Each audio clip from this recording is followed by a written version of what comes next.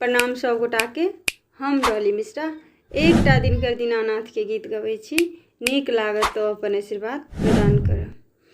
कथी के मंदिलवा सूरज देव कथी लागल केवाड़।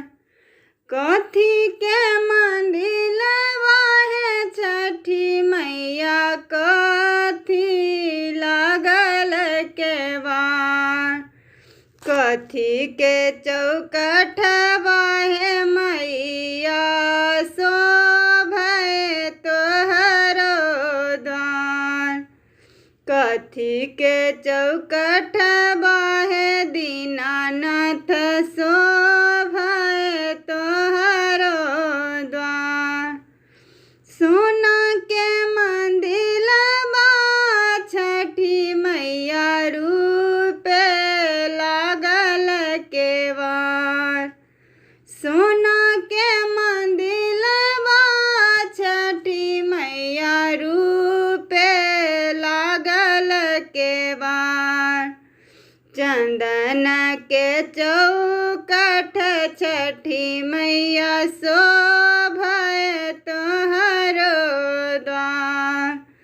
चंदन के चौकठ छठी मैया शोभै तोहरो द्वार। निपत पोतैत छठी मैया बहिया है दोखार। तैयो नहीं छूटल दीनानाथ बाजिन पद है नाम। निपत पोतैत दीनानाथ बहिया है दुखार। तैयो नहीं छूटल हो दीनानाथ बाजिन पद है नाम। सासु मारै ठुनका छठी मैया ननदी पढ़ै है गार। गोतनी उल्हन माहे छठी मैया सहलोने है जाय।